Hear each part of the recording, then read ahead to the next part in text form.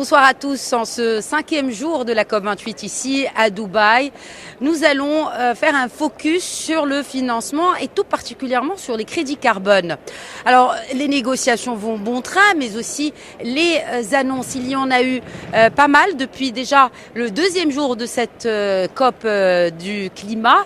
Et il se trouve que justement, les marchés et surtout les crédits carbone sont sous le feu de la critique parce que on leur reproche notamment cette question de greenwashing des entreprises, mais force est de constater que l'Afrique dispose d'un grand potentiel en termes de crédit carbone. Il y a certains acteurs, notamment financiers, qui ont décelé ces opportunités, qui se sont lancés dans l'aventure du crédit carbone sur notre continent. J'ai le plaisir aujourd'hui de recevoir le CEO de l'une de ces entreprises. Il s'agit de Rowbank, qui est basé en RDC. Mustapha Rawji, bonsoir et merci de répondre à nos questions. Bonsoir Khadija. Alors, tout d'abord, nous sommes donc à cette COP et je pense que le ton a été donné. Il y a un focus bien naturellement pour réduire les gaz ou les émissions de gaz à effet de serre, mais il y a aussi l'accélération et l'augmentation du financement. Alors la finance climat d'abord, peut-être un état des lieux avec vous qui êtes financier, notamment sur notre continent. Comment se porte la finance climat? Est-ce que le continent africain réussit à drainer les investissements nécessaires en sachant qu'en 2020, à peine 12% des financements climat ont été drainés vers le continent? Est-ce que depuis, donc en 2023, les choses ont évolué dans le bon sens? D'accord. Je pense que si on parle de la continent africain, je pense que c'est assez bien connu que le continent ne draine pas assez de financement par rapport au potentiel qui existe sur toute l'étendue des projets liés à la décarbonation. Très récemment, on était à l'AFIS, à Togo, sur un événement qui est sponsorisé par Jeune Afrique, où la SFI avait fait une présentation qui remonte que 10% ou moins de 10% des financements mondiaux sont destinés pour l'Afrique, et c'est l'Afrique du Nord et l'Afrique du Sud compris, donc c'est pour tous les continents. Donc je pense que c'est assez clair que le monde avance et que l'Afrique doit absolument se rattraper et refermer le gap qui se crée avec le monde entier sur le topic de financement des climats. Tout à fait. Ouais. Mais est-ce qu'il s'agit selon vous d'un manque de capitaux ou le fait que les capitaux ont du mal à venir en Afrique? En fait, je pense que c'est un peu le deux. En fait, d'une part, c'est que les gouvernements africains devaient rattraper le framework législatif qui ont été exécutés dans d'autres pays bien avant, il y a déjà une dizaine d'années. Donc les pays occidentaux sont devenus du coup beaucoup plus matures et les trading et l'investissement ont eu lieu. Je pense qu'une partie, la législation et les regulatory frameworks devaient être mis en place, ce qui se fait actuellement. Donc nous sommes très optimistes pour les années à venir de ce qui pourrait être les options des financements sur le continent. De l'autre côté, je pense qu'également que vous avez le marché volontaire du crédit carbone et par rapport au marché réglementé.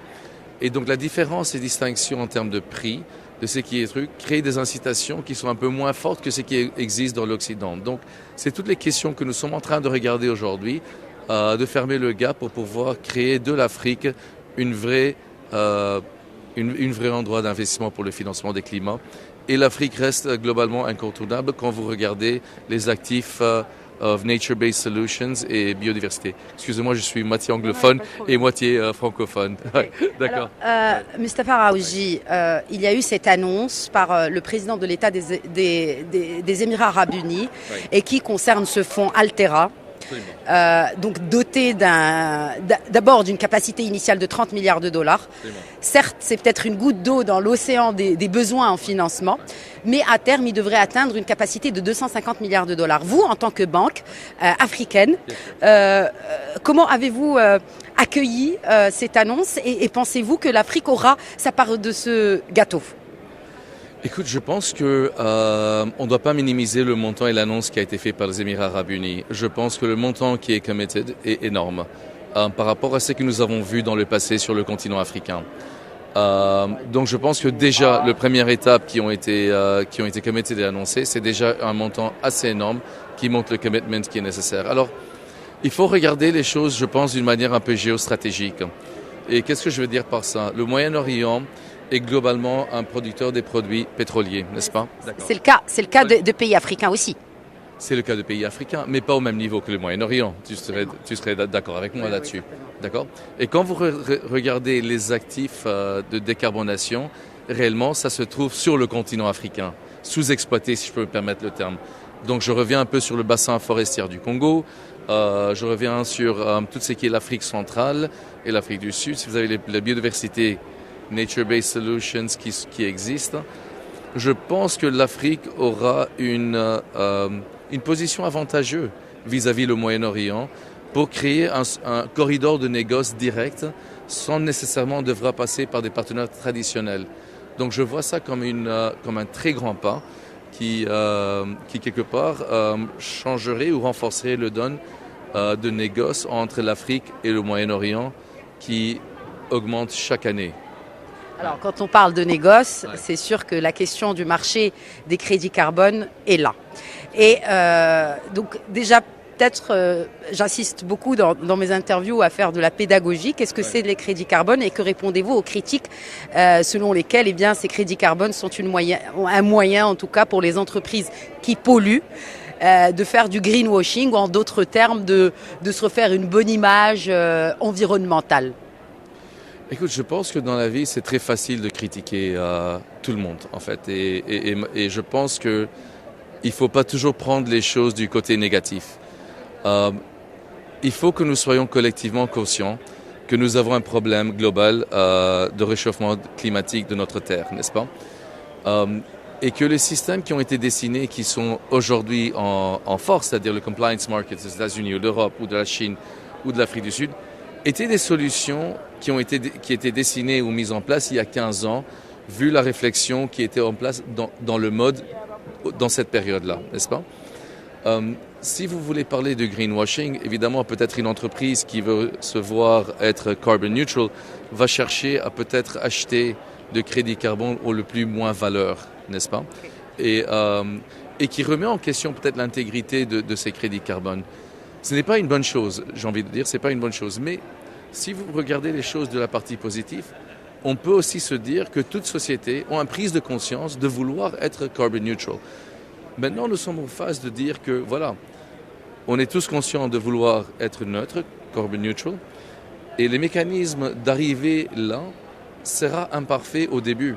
Mais c'est avec le temps que ça va se corriger, que des mesures nécessaires vont être mises en place, que l'intégrité de crédit carbone va être affirmée par des parties tiers réputées mondialement pour minimiser tous ces problèmes de greenwashing. Encore, on peut tout critiquer et je pense que c'est très facile à critiquer. Mais moi, je suis quelqu'un qui voit les choses de la partie positive quand on voit le problème entier de notre Terre. Ouais. Alors, si on devait évaluer la capacité, le potentiel des 54 pays africains en termes de crédit carbone, on parle de quelle masse? J'ai pas les chiffres en tête. J'ai pas des chiffres en tête en termes de nombre de tonnes de crédit carbone pour tout le continent africain. Peut-être pour un pays, pour avoir une idée sur la RDC. Écoute, si on regarde sur la RDC, je vais vous donner la RDC parce que notre banque est active en RDC, c'est la plus grande banque en RDC. Si regardez juste l'actif de notre bassin forestier, n'est-ce pas? C'est le deuxième forêt après l'Amazon. Nous estimons que le potentiel de décarbonation est de 1,5 milliard de tonnes, rien que sur la RDC et sur un actif, n'est-ce pas? 1,5 milliard de tonnes, c'est 70% des émissions européennes. Donc on ne peut pas dire que c'est pas négligeable et on parle d'un seul pays et un seul bassin forestier. D'accord. On peut toujours se dire qu'aujourd'hui sur le marché volontaire, les crédits carbone qui d'origine RDC ont une valeur de 5 à 10 dollars la tonne, n'est-ce pas? Mais en Europe, elle se vend à 90 dollars la tonne. Donc si on pense que dans les 2 ou 3 ans à venir, qu'il y a un prix moyen pour un crédit carbone originaire en RDC, une fois correctement certifié, que le niveau d'intégrité est acceptable mondialement, on peut arriver à 30 dollars fois 1,5 milliard, ça va très vite. On parle d'un revenu potentiel annuel de 45 milliards de dollars pour un pays comme la RDC.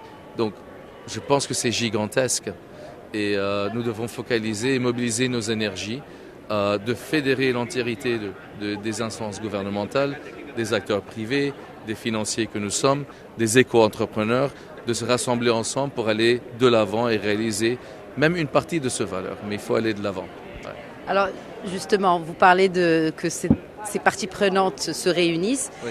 On se trouve justement dans un des événements phares où toutes les parties prenantes sont réunies. Est-ce que vous pensez qu'il y a du concret qui résulte de cette COP28 où nous nous trouvons là, maintenant? Et encore, je veux prendre les choses du côté positif. Voilà. Il y a suffisamment des critiques sur des réunions de COP, mais encore, je ne pense pas que nous, le monde, devrons croiser le bras et dire rien. On va rien faire. Et nous constatons qu'à chaque COP, on fait des petites avances. Des contrats intergouvernementaux sont signés, des nouvelles réflexions sont apportées sur la table, de nouvelles façons de voir les choses sont inculquées. Et donc, ça crée vraiment une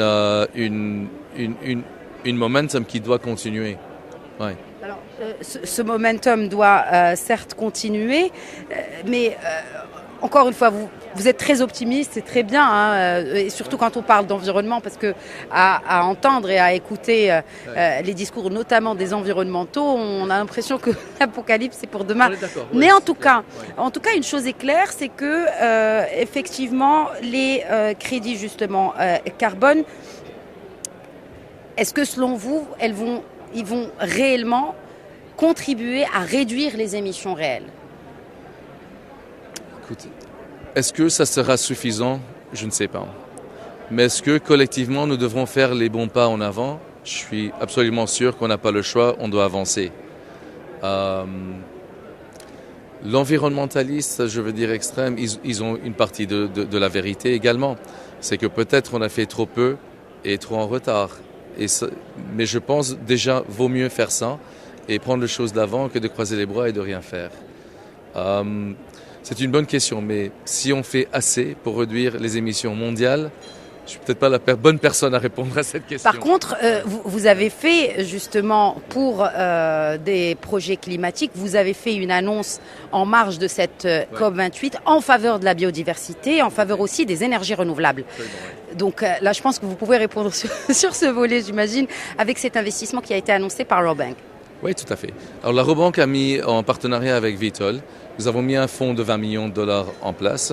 Et le seed funding, nous pensons que c'est du seed funding. En fait, nous avons dessiné ça comme du seed funding pour des projets développés par des éco-entrepreneurs. D'accord? Alors, la Rabobank en RDC, c'est en RDC. D'accord? Alors, les types de projets qui sont regardés actuellement, c'est des nature-based solutions. Donc, préservation, conservation des forêts ou la réforestation. D'accord? Vous avez également des projets type heat replacement, alors c'est tel que des cook stoves. Replacements. Nous avons des projets pour des remplacements, juste je traduis, des remplacements de fours en fait. Des remplacements des fours, exactement, oui tout à fait, des remplacements des fours. Et dernièrement, c'est comment investir dans des énergies renouvelables telles que l'hydroélectricité et des projets liés à cela. Donc ça, c'est le périmètre de notre partenariat et nous allons de l'avant pour, nous espérons, ici 3-5 ans, avoir financé un nombre assez important des projets qui aident la RDC à prendre de l'avance sur cette question mondiale. Très bien. D'accord. Merci beaucoup, Mustapha Rawji. Merci. Je rappelle donc que vous êtes CEO de Rabobank, qui est une banque importante en République démocratique du Congo. Voilà pour cette correspondance depuis la COP28 à Dubaï. Merci de nous avoir suivis.